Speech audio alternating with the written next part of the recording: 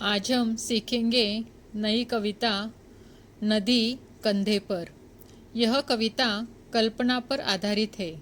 कवि कल्पना करते हैं कि यदि हम नदी को कंधे पर उठाकर अपने घर ले आते तो कैसा आनंद आता।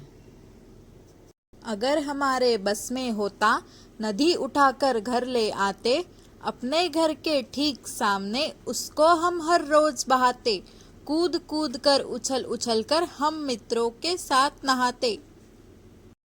यदि हमारा वश चलता तो हम नदी को उठाकर घर ले आते और रोज अपने घर के सामने उसे बहाते।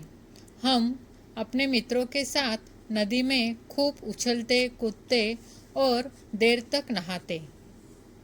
कभी तैरते कभी डूबते, इतराते गाते मस्ताते, नदी आ गई चलो नहाने, आमंत्रित सबको करवाते। सभी उपस्थित भद्रजनों का नदिया से परिचय करवाते, अगर हमारे मन में आता झटपट नदी पार कर जाते। आगे कवि कहते हैं, हम कभी नदी में देर तक तैरते, कभी डुबकियां लगाते, कभी पानी की सतह पर आ जाते, खूब मस्ती करते, गाने गाते, अपने सभी परिचितों को आमंत्रित करते। नदी मेरे घर के पास आ गई है, सब लोग नहाने चलो। जितने भी लोग हमारे बुलाने पर आते, हम सभी सज्जनों का नदी से परिचय करवाते। जब कभी हमारे मन में नदी को पार करने का विचार आता तो हम तुरंत नदी पार कर लेते।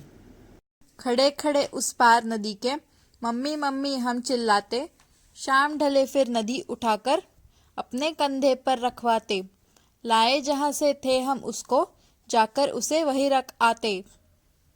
तब हम नदी के दूसरी ओर खड़े होकर जोर जोर से माँ को आवाज़ लगाते, खूब चिल्लाते। जब शाम रात में बदलने लगती तब हम मित्रों की सहायता से नदी को अपने कंधे पर रखवाते और वही ले जाकर उसे रख आते जहाँ से लाए थे।